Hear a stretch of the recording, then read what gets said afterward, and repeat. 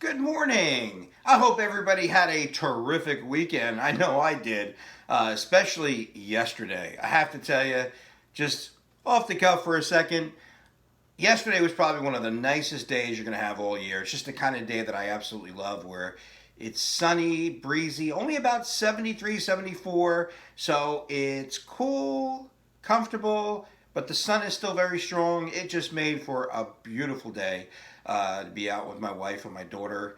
Of course, we couldn't go very many places. We went to the grand reopening of Woodbury Commons, the big outlet mall up on New York Route 17. The only problem was about 90% of the stores were closed, and about the only thing that was open was Kate Spade. And well, let's just say you were probably waiting an hour in line to get into Kate Spade. So, but it was nice just to get up there and get out, and it's just a gorgeous day. So I hope you all took full advantage. Also, I hope now you've been working on your speeches. You know, many of you got your specific purpose statements into me by Friday at 12 noon. Those who were late, I'll be getting those approvals to you as soon as possible. Of course, they were late, so I got to get to them as soon as I can, especially because sometimes when you get weekends like this one, it's tough to get to your emails, but I was checking. So those of you who did email me, I will be getting back to you as soon as possible. And don't forget, you know, you're organizing them just like you did last time. All right. The speech is very much the same.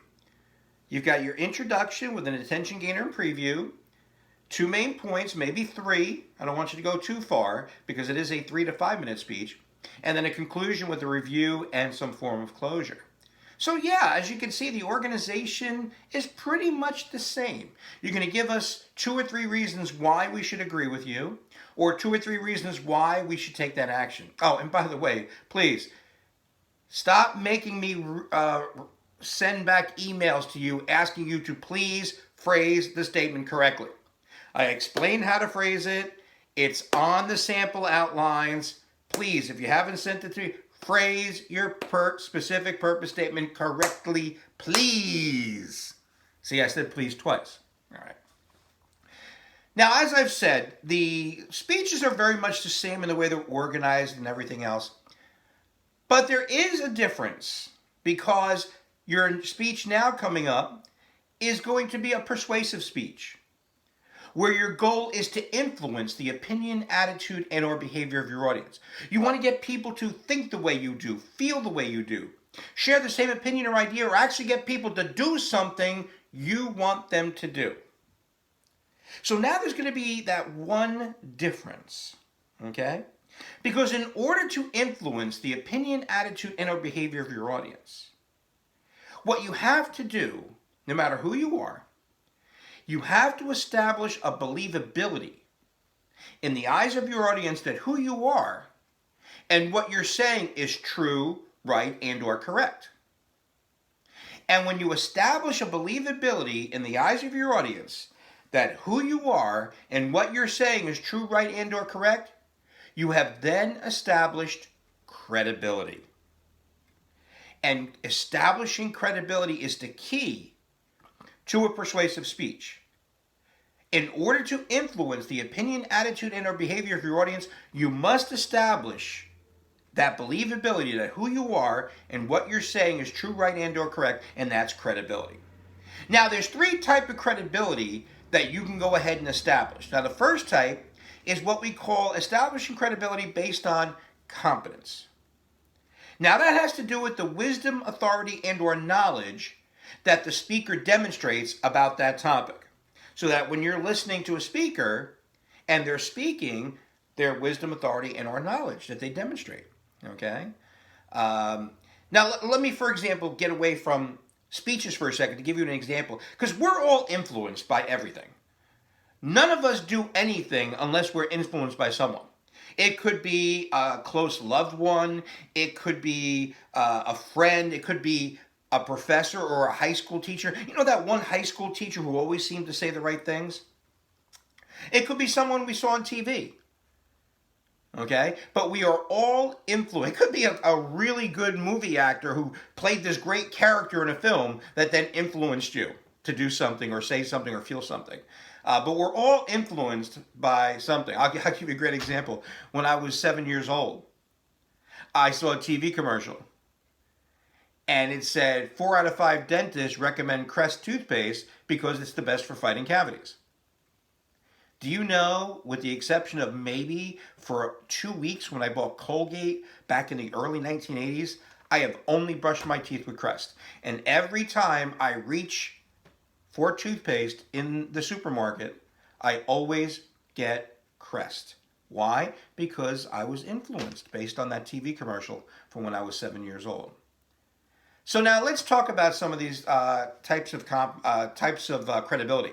Now, competence, again, based on the wisdom, authority, and or knowledge. So I want to take it away from speeches for a second. All of you have spent this entire summer, these 4.5 weeks, taking my emails, watching these silly YouTube videos, doing your assignments. Why? Why have you been doing it this summer? Why have you stuck it out when you could have just dropped out because you've never taken an online class before, or you've never wanted to do a summer class, but yet you're doing it anyway? Why are you not just simply working that 8 to 5 Monday through Friday job? Well, here's the reason why. Because someone spoke with you. And again, it could be a parent. It could be that high school teacher who says the right things. It could be someone you saw on TV. But someone spoke to you and told you about the importance of education. And that's why, even with this pandemic thing going on, with this COVID-19, and moving the class to online, even though you've never taken an online class, you're still here sticking it out in week 5. Now, for me, for example, the reason why I'm standing here in front of you is because of my father. My father had always told me growing up about the importance of education. Now, here's the interesting part. When I say I looked at him with competent credibility, that I was influenced him based on his wisdom, authority, and our knowledge. No, it wasn't because my father has a PhD. No. It was actually the opposite. See, my father dropped out of Dickinson High School in Jersey City after his sophomore year. As soon as he turned 16 and was legally eligible, he dropped out of high school. And he bounced around a little bit before he was 18. He joined the Navy. Got out of the Navy, picked up whatever job he could, and then he started working in a trucking company. And he worked at 2 particular trucking companies over the course of 40 years. And my dad was very well respected in his field. Very well respected. He was very successful, except for the fact that as the years went on, he always stayed here while younger, more educated people would rise. And as he got into his 50s and to his early 60s, again, he's here, and the younger people are going, why? Because they're education. So he had always stressed from the moment, even when I'm in grade school, about the importance of getting his education. And I looked at him, and in my eyes was that believability, that wisdom, authority, and the knowledge he had. So, of course, on my father's side of the family, I was the first one to go to college and graduate. And I stand in front of you, a professor at Bergen for 22 years, and I taught for several years before that back in Indiana. And I'm here today because of my dad. All right? Let me give you one more example of competent credibility. You want to talk about something great. Bergen Community College has always had a really strong record on guest speakers coming to campus. I know it's something we don't think about right now because nobody's been to campus in so long. But we've had some really good speakers come on campus. I know before she died, Maya Angelou had come twice.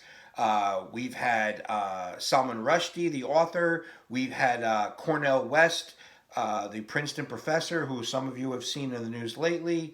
Lou Ferrigno, the Incredible Hulk, the actor in Bodybuilder. We've had all kinds of really good speakers. Okay? And for those of you who don't know, some of you may have had this professor before. We've had a professor by the name of John Yassine. And Professor John Yassine teaches English basic skills. But for the last 35 years or so, he's done a lot of research into hip-hop culture in America. And he actually has given presentations across the country. Well, one year, it was 2006, he got a grant. And what he did with that grant is he set up a speaker series in our student center. And it would be about hip hop culture in America. He'd bring in different speakers. And most of the speakers were people who were fairly well known, but not really well known. But then there was the one speaker. Now, the name of the presentation that day was The History of Hip Hop, where it started and where it's going. And if you look on my phone, you're going to find a couple of old rap hip hop songs. Of course, Run DMC, Beastie Boys, that kind of Young MC, that kind of thing. But it's not exactly my favorite genre of music. But yet that day, when that speaker came to talk about the history of hip hop, where it began and where it's going, I was front row center, never more than 10 feet from the guest speaker that day. Because that day, in 2006, Dr. John Yassine brought to our campus to talk about the history of hip-hop, where it began and where it's going, none other than a gentleman by the name of Grandmaster Flash. Now, for those of you who don't know who Grandmaster Flash is, he had a group called the Furious Five. And let's be perfectly honest, he literally pioneered the music genre of rap hip-hop. So in the 70s, when people in Manhattan were at discos doing this to Saturday Night Fever, he and his group were banging on the doors of Brooklyn radio stations and then in Manhattan trying to get radio airplay for this new edgy urban sound called rap. So for me, even though it wasn't, my particular most favorite genre of music, when he came to speak about the history of hip-hop, I was front row center, mouth closed, eyes and ears wide open, because I knew I was literally sitting in front of a pioneer in a format of music that by the middle of the 2000s was the most popular form of music in America. Well, next to country music, but still, when it came to young people, it was definitely the most popular form of music in America. And it was just amazing. I got to shake his hand afterwards. And I remember after that speech, I then went to teach a class in the afternoon. And one of the students saw me there. He's like, "Hey, Eccles, I thought you were like a country boy. What were you doing there?" And I told him, I says, "Listen, you literally had a music pioneer sitting in front of you. It was like having Chuck Berry, who almost single-handedly helped to invent rock and roll. I was sitting in front of him. And when it came to him talking about the history of hip-hop, to me, no one had more of that, wealth of knowledge, wisdom, authority, and our knowledge about how hip-hop began than Grandmaster Flash. Now, to lend further credibility to our Dr. Yassine, does anybody know what happened to Grandmaster Flash a year after being in our student center? Well, here's what happened. He and the Furious Five became the first ever rap hip-hop group inducted into the Rock and Roll Hall of Fame, only 1 year after being in our student center. Now, since then, of course, we've seen, Run DMC, the Beastie Boys, and of course, NWA have all now since been inducted into the Rock and Roll Hall of Fame. There's only going to be the first one. And the first rap hip-hop group was Grandmaster Flash and the Furious Five. And a year before, they were in our student center. So, a lot of credibility lent on that one, especially towards Dr. Yassine and the work that he's done. Well, now, sometimes you may have wisdom, authority, and our knowledge, but you may not have all the knowledge, or people may not understand that you have this wisdom, authority, and our knowledge, but you have another gift. And it's a gift that really lends to you being able to go ahead and influence people, and that, of course, is charisma. Okay?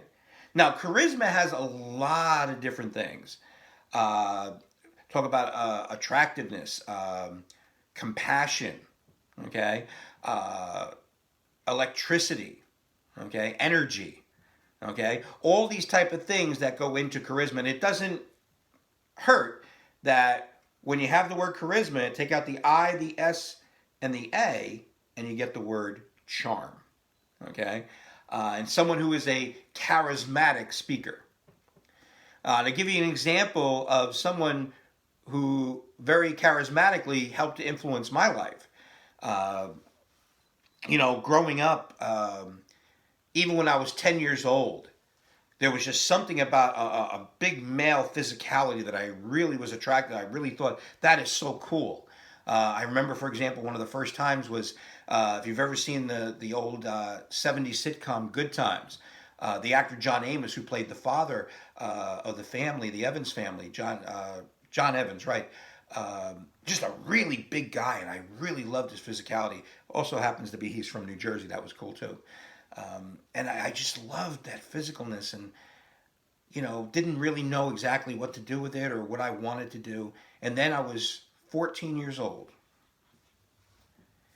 and on cable TV, because we had HBO, we had one HBO in '79. That was it. When I was 14 years old, a movie that had come out a few years ago was now on HBO, and it was a movie about the World Bodybuilding Championships, the Mr. Olympia from 1975. And the reason why they were doing this documentary film was because the guy who had now won 5 straight was looking to get his 6th straight win, and then he was going to retire. Now, I had heard this guy's name before, didn't really know too much about him. And I really didn't know exactly how to pronounce his name because it was so long, his last name. It was Schwarzenegger or Schwarzenegger.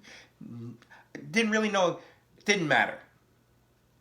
His first name was Arnold. And when I saw Arnold Schwarzenegger in the movie Pumping Iron, I was just blown away. For one thing, I have never seen anyone who was a more cocky son of a bitch than Arnold Schwarzenegger. I mean, this guy just oozed confidence, oozed ego, but he went into the gym, he went into the weight room, and he worked his butt off to look better than anybody else in the world. And he did. And it influenced me big time. That was my freshman year of high school, and I went into the weight room right after freshman football season, and I didn't leave the weight room until I was in my early 50s. As a matter of fact, if you look at my YouTube channel, from about 5 years ago when I was about to turn 50, there's a video that I did promoting a wrestling event that we had at the college to help raise money for our veterans. Big fundraiser. And you see the weight that I'm putting up even at the age of 50. And a big reason that I entered the weight room in 1979 and didn't leave until just a couple of years ago is because of Arnold. And it was his charisma, his charismatic way of influencing me, especially because if there's one thing, it's the chest. I saw his big chest, I wanted his chest, and boom, he's always been a major influence. Well, now let's go to one more, and that's establishing credibility based on character. Reputation, basically just who you are, is what helps to influence people. Now, in these situations, a lot of times, this is when people are spokespeople, like celebrity spokespeople. And the reason why you get someone who's a celebrity spokesperson, because people look at that person and say, well, if that person says the product is good, it must be good, and then they go out and buy it. All right? Probably my favorite example is if you've ever been flipping through the channels at like 2:30 in the morning, and a lot of these cable channels are running those infomercials. Well, there's one particular product that's had several incarnations of its infomercial, probably about 7 or 8 different over the last 20 or 21 years. And it's for an exercise machine, a home exercise gym, okay? And they've had a couple of different celebrities work on it, especially some models, the one who used to be married to Billy Joel. But one person has been in every one of these infomercials about this home exercise gym. And that, of course, is Chuck Norris. And you know why Chuck Norris helps to make this one of the top-selling infomercial products of all time? It's because Chuck Norris is now 80 years old and can still kick everybody's ass. And it's true. As a matter of fact, I spoke about this once in class about Chuck Norris, and then the very next class period, a student brought to me all these little Chuck Norrisisms. You know, like Chuck Norris and Superman had a fight, and the bet was whoever lost the fight had to wear their underwear on the outside of their pants. What was the other one? A cop pulled over Chuck Norris once, and the cop got off with a warning. These are all these Chuck Norris things. Oh, Chuck Norris doesn't flush the toilet. He just scares the shit out of it. I mean, it's just all kinds of these Chuck Norris things. But again, a big reason why Chuck Norris is able to sell so many of these home gyms is simply because, well, Chuck Norris says so. All right. So that's going to be your assignment. As you can see, follow the instructions on the attached sheet. It's due by 7 o'clock tonight. And then tomorrow, I'm going to go ahead and talk a little bit about your grade sheet and then schedule for the speeches. All right? You guys have a terrific day today, and I look forward to reading about what you write about when it comes to credibility.